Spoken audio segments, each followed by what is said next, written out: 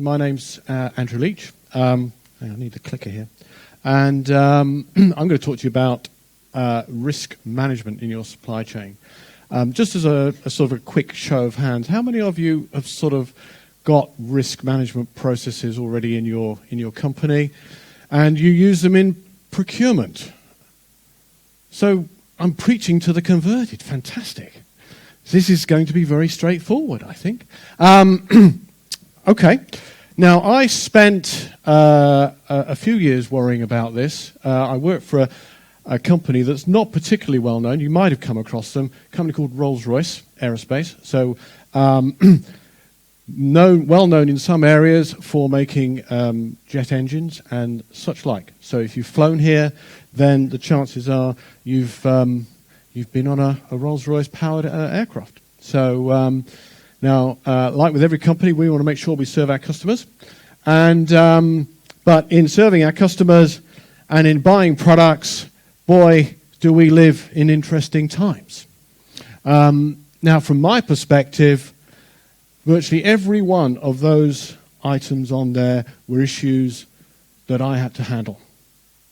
Okay, from volatile commodity prices, be it fuel, be it metals, or such like, through company failures, technological change, earthquakes and tsunamis. Why would I put that on there?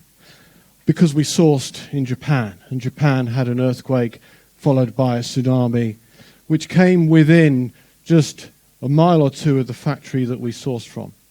And unfortunately, the factory that we sourced from was then in a nuclear exclusion zone for a couple of months. So you sort of got a few interesting things thrown in here.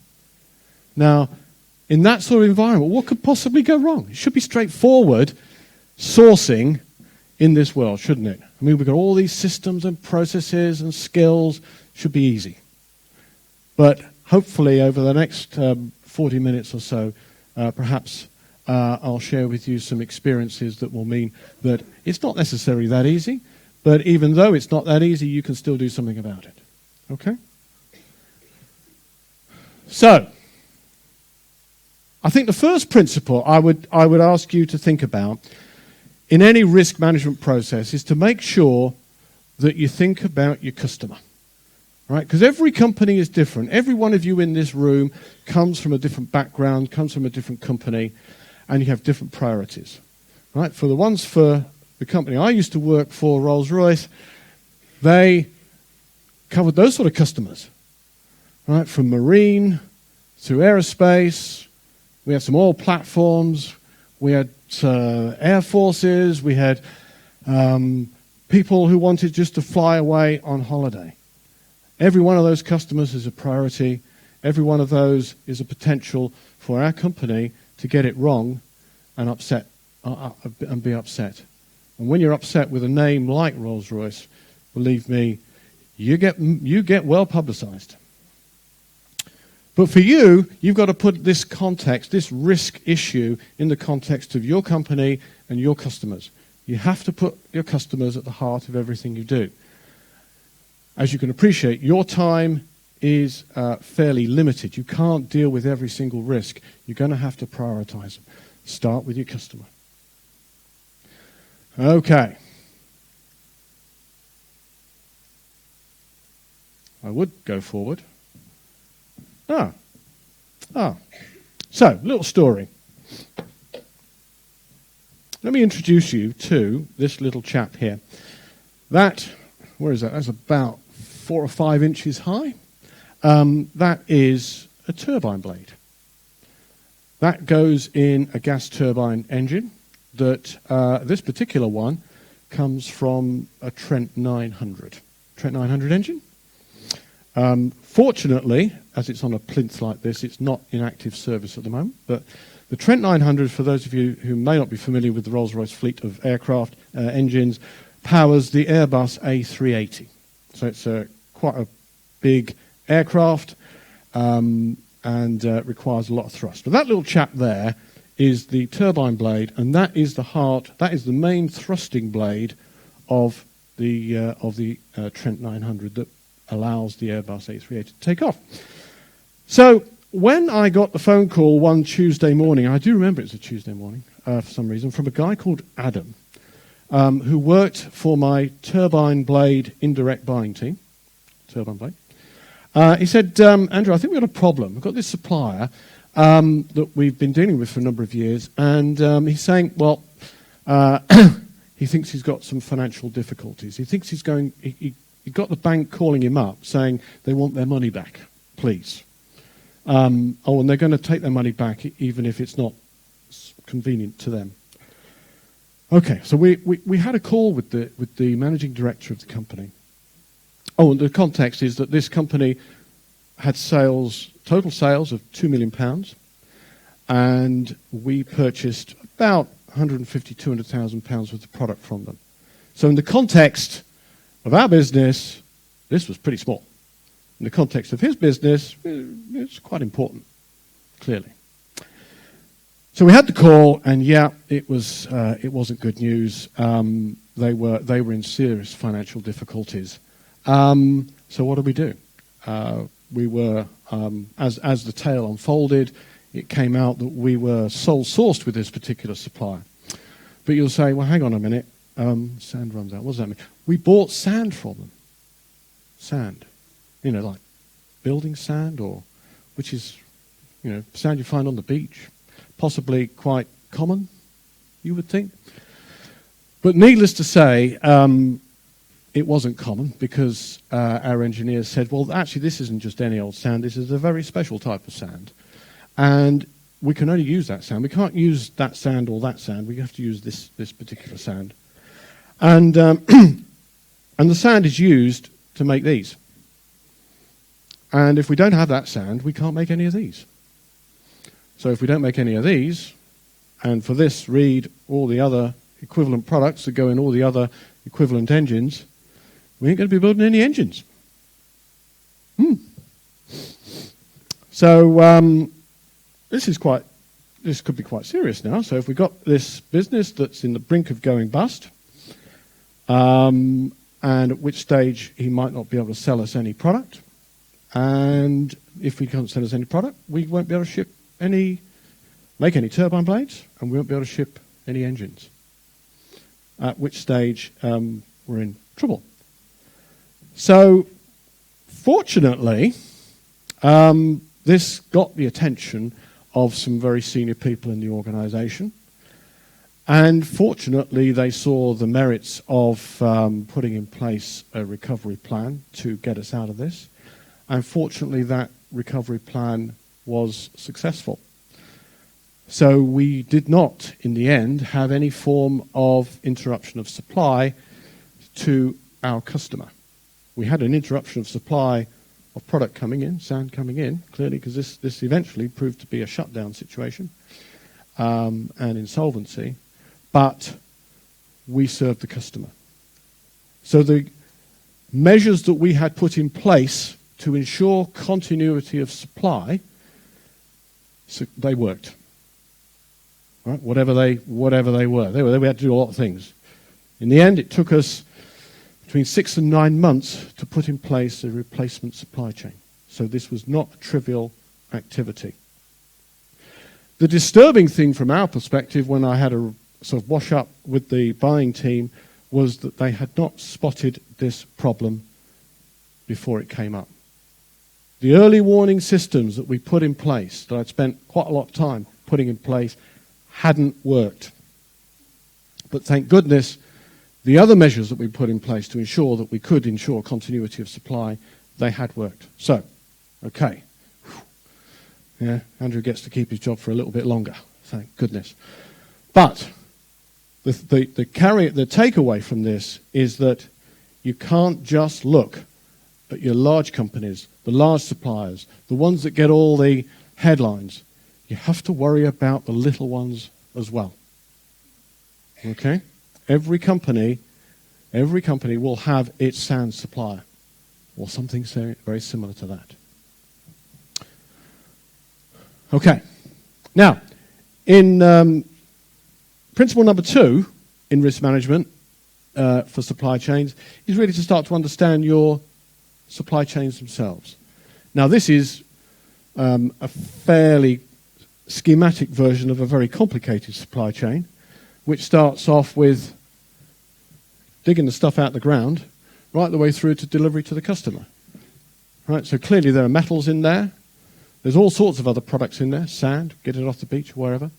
Right, and ultimately, my sand supplier went bust, feeding into that particular part of the supply chain. So you aren't necessarily going to have the luxury of understanding, right, that you have a critical supplier that just feeds in straight to you. This particular one came in right down there where we cast the shape of this blade. So you're going to have to worry about, right, not just the top line, but potentially all the way down there. What's going to go wrong? And that's where it's important to understand the context of your customer. Because not everything that you do will be absolutely critically important to it. Right? You just want to worry about the critical bits, the parts, the services, and potentially some of the overheads that will ensure that you can deliver your bits to your customers. In our case, we have some fairly complicated supply chains. We have a lot of them. They're spread all over the world. Bits and things go all over the place. And every one of those movements, every one of those individual suppliers will potentially cause a problem. Yeah? So, but bear in mind this, that somewhere in your supply chain, you are likely to have a sand supplier. You need to have your eyes and ears open and be aware of those sand suppliers. When we went back and reviewed the process that failed to pick this up, we were able to put a much more robust review process in that made sure that we picked up all the key suppliers that were equivalent to that sand supplier. And these were typically the really small ones that delivered vital things into our factories, into our offices, into our customers. Could be repair and overhaul facilities, it could be IT, it could be other services. And we picked them up. They were small ones because we were already looking after the big ones. Okay? But it's not necessarily the first tier supplier that you've got to worry about. So, when you're looking at your risk process, it isn't putting risk into your buying process isn't something that you just do at one stage. What we did was we put it into our sourcing process so that it interacted at multiple parts of the sourcing process. So here you see a schematic of a typical sourcing process that you might go through, from understanding the customer need all the way through to dealing with the supplier on a day-to-day basis. Yeah, and some of you have got, I'm sure, strategies and commodity strategies and supplier strategies and all that stuff, and some of them you're just on back of order terms. Right now, somewhere in all of those, your process will fit to that.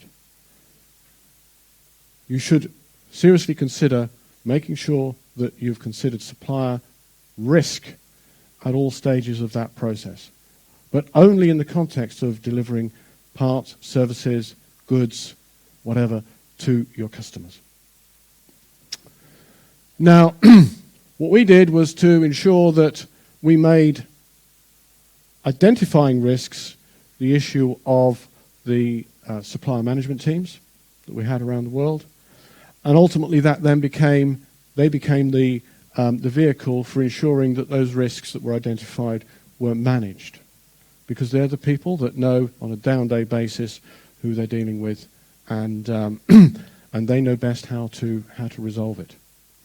And the resolution could be you put a dual supply in, or it could be you put inventory in, or whatever it happens to be. Okay? Right. Now, one of the most likely event that you're going to have, you might have already had them in your jobs now, is that a supplier will go bust. He will fail financially. They will run out of money. It's the most likely event that's going to happen in terms of business continuity, in terms of something will happen with your supplier that could go wrong and stop supplies coming in. And you might say, well, how do I know that? Well, there are actually tools and techniques you can use available today. Number of tools that you can use. And this is an example. I don't know.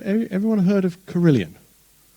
And some of you have heard of Carillion. It's been in the news sort of, I don't know, about 15, 18 months ago because it went bust. And it was a big supplier to the UK government. And the UK government seemed to be happy with it until it went bust, and then it was very unhappy with it. And it's then come out that it's cost the taxpayer, according to the National Audit Office last year, cost the taxpayer nearly £150 million to start to unpick the problems that they've created with Carillion. I suspect that number's going to go up. Right? Now, that was entirely predictable, unfortunately. If you look at the graphs we've got on the right-hand side here, these are graphs that I've extracted from a system that I've used called Company Watch. Some of you have got a card, I think, that illustrate their services. And they've been able to take financial information and turn it into fancy graphics that give you an indication to people who are not financially minded that what is the risk profile of this particular company. And the top graph tells you that if you look at the blue line there, right, as long as the blue line is in the white zone, you're okay-ish, and then as soon as it goes into the red zone, you're not okay. So if you look at the top one, it's nice and flat for Carillion, and then in the last reporting period, it sank into the red zone. Now, at face value, that says, well, okay, it all happened in that last set of accounts that they published. Unfortunately, that wasn't the case. You could have actually spotted it. See if this works. Yes. On this particular graph here, the Company Watch system splits this out into three elements.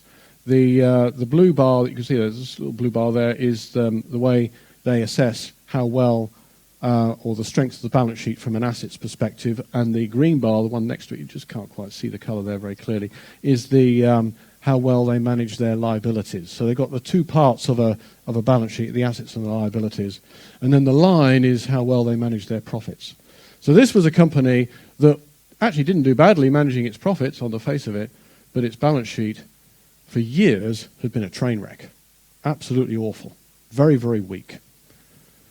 So everything was going really well on the face of it, the proverbial duck swimming across the pond, right, very serene on top. That's the profits, and it's all looking good. But underneath, right, there was clearly issues going on, which is what those bars there were alluding to. So the smart purchaser, or people who used Carillion, would have spotted that, and they would have taken that into account in the way they set their contracts up and the way they protected themselves. Unfortunately, the government didn't do that, and they got themselves into a bit of a bother. Having said the government didn't do it, neither did the city, because this is the graph of their share price, and as you can see, their share price was doing fine. It was sagging a little, but it was only when they announced the results that the whole sticky mess came out. It's really unfortunate because there's a lot of people who have obviously been hurt quite badly by it, and it's now, as you know, gone bust. So the share price is irrelevant. So everyone's lost their money. Everyone's a loser in that situation. But if you have the right tools, then understanding the financial performance of a business, historical performance, can give you an indication as to its future reliability and its future risk to you as a customer. And this is one of the tools that I was using and was able to predict failures before they happen. Here's another one, a company called Interserve. Anyone heard of Interserve? Hopefully, many of you have.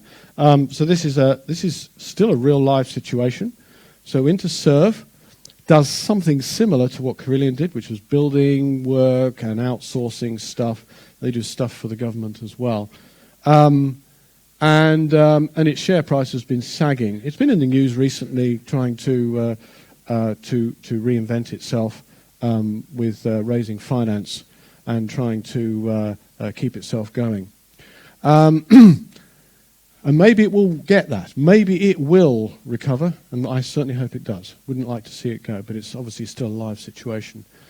But this is another one where the balance sheet was particularly weak. And its profits were okay until, what's that? That's 2015, actually. So that's, where was that, 2 or 3 years ago.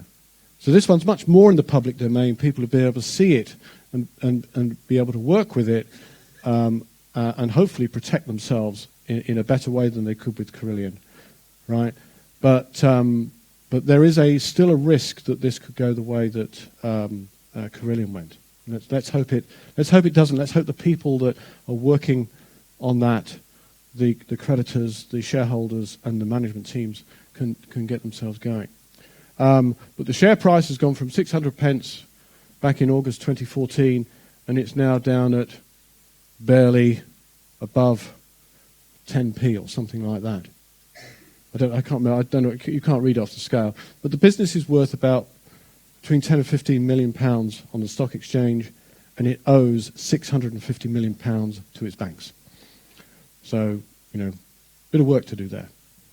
Now, if you are a customer of Interserve or Carillion or any other company that gets into financial difficulties, these are some of the things that are going to happen to you when a company goes bust. Right? Your work will be halted. You won't get any. You have the potential for unlimited delays in getting your production lines restarted or your supply of goods and services restarted. You might lose critical staff. They might lose critical staff in the process, in that administration or failure process. That means that when they do restart, they can't supply the goods or services to you, and so on. So avoiding sourcing with these sort of situations is a good thing, or at least being aware of them so that you can manage the situation proactively is a good thing. Letting it happen to you, unfortunately, like the government did with Carillion, right, is the recipe for costing you a lot of money. Okay. Now, here's one that could have been a very interesting situation. It was an interesting situation because ultimately it was a success story. So this is a German company that made widgets for us, whatever those widgets were. Well, probably. I think they made things that went on to. So very important pieces of the engine. And they were brilliant. They could do anything with metal. But when it came to running their business, that was not quite so good.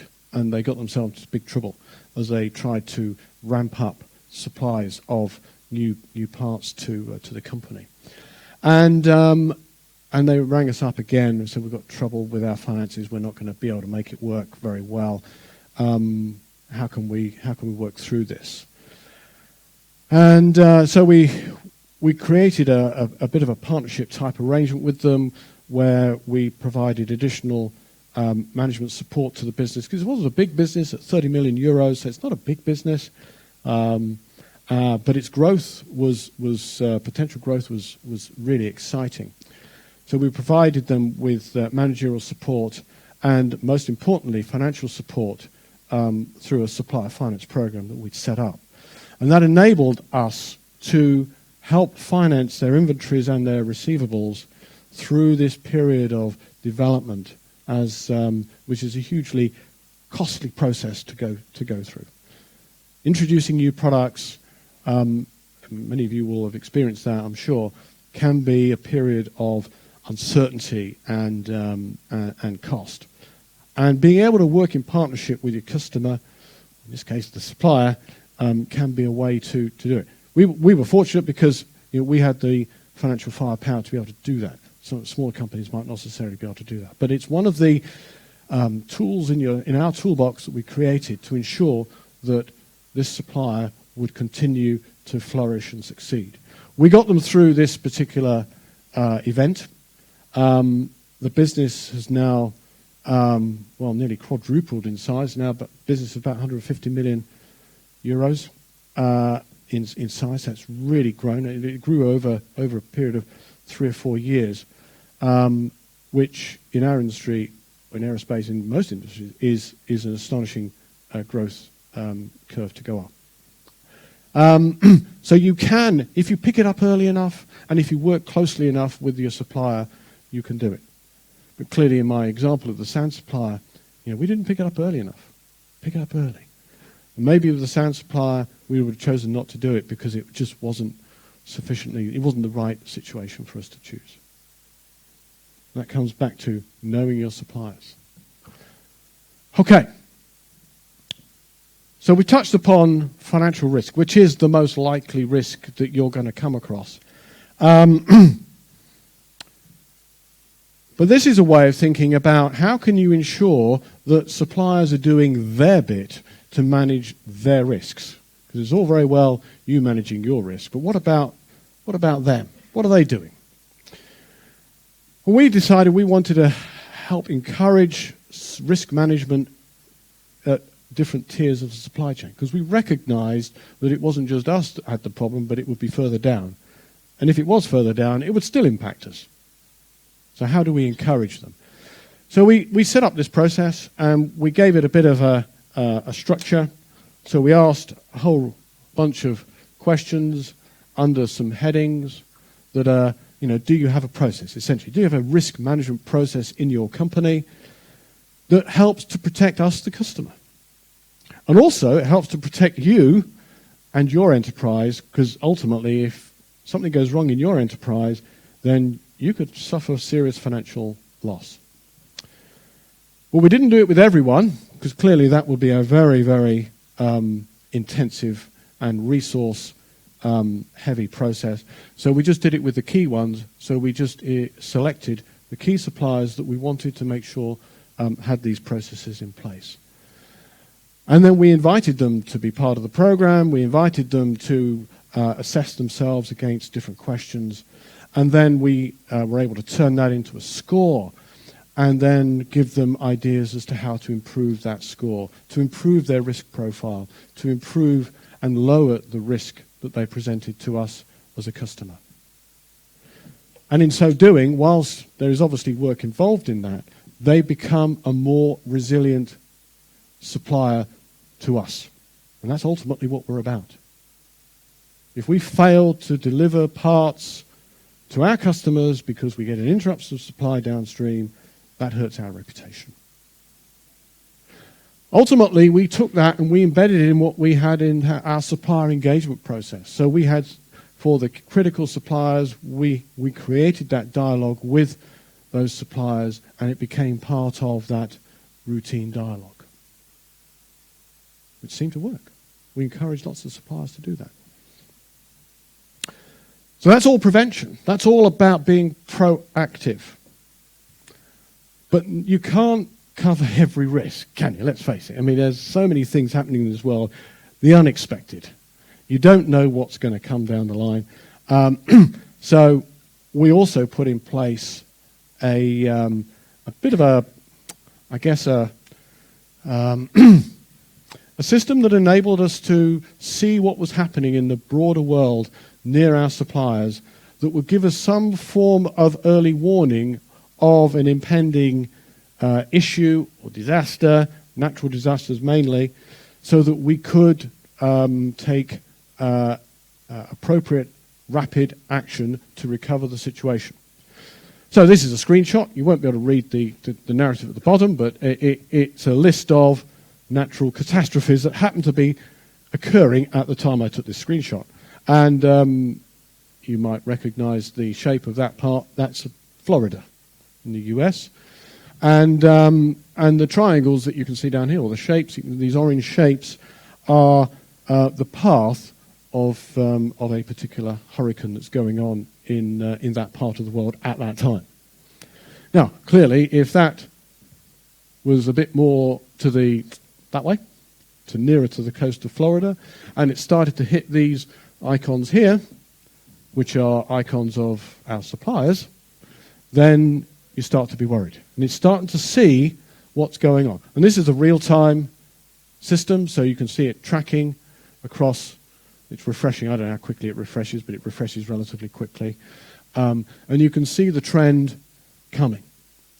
And every one of those suppliers is connected to a buying team, right, wherever they are around the organization.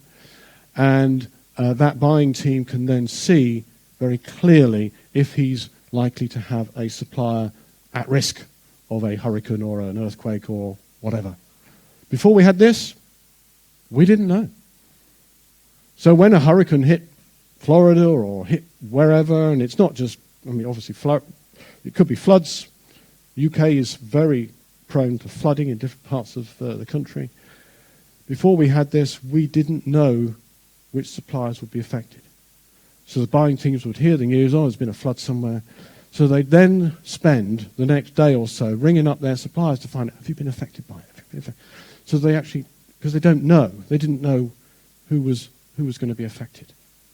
And that was wasted time, because whilst we were trying to find out what was going on, we weren't taking recovery actions to ensure continuity of supply. And this was a window into that process. And here you see natural disasters, but it could be man-made issues, it could be wars, it could be terrorism attacks, it could be pinch points or strikes at ports and such like. So it gives you a feeling now, I hope, that we've got a bit more of a balanced view as to the risk profile that we had in our organisation. Right, where we were trying to build resilient supply chains because we had customers around the world who relied on our products, who relied on our services to do their job. Be it airlines moving people from airport to airport, whatever, around the world. Be it military air forces and navies around the world who would be on mission-critical activities. The last thing you want in any of those situations is critical supplier to let you down. How do we ensure that we don't let us down? So we've got a process that has better sourcing, so we're putting risk management into the sourcing process. We've got eyes and ears that look for financial risk and risk of suppliers going bust. And then we've got the supplier delegating the risk down to the supplier, so the supplier builds more resilient processes within their organisation. And then lastly, can we pick up the natural disasters quickly enough so that we can act accordingly? So, you're in shocked silence. Any questions?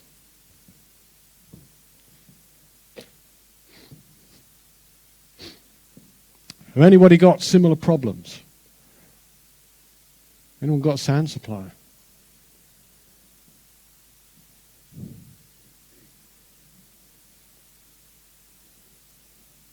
Okay. Sorry, yeah.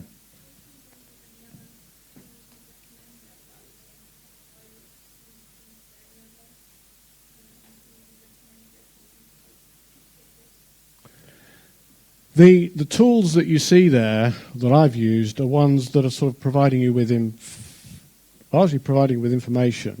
Both Company Watch Supply Risk Solutions and companies like Dun & Bradstreet are providing you with information. The key here is to make sure that you're building them into your processes, your buying processes or supplier management processes in an appropriate way. Because many of you will have that number of suppliers, but you're only interested in really that number of suppliers.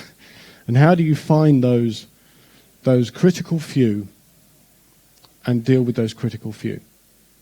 And they're not just the big ones, right? The big ones, I'm sure you already deal with and you know about. The ones you spend the most money with, the ones that give you the most cost reduction, if that's the case, the ones that sort of are all in the headlines when you go through your sourcing processes, right? You've got to maintain those and manage those, but also you've got to make sure that you manage the little ones as well and use the tools that you can identify. So Company Watch is a good one. Dun & Bradstreet does it. There are a number of other financial tool sets that you can get that do similar things. So I don't know whether that answers your question. It's okay. Any other questions? Okay. Thank you for your time, everyone. Enjoy the rest of the day. Yeah.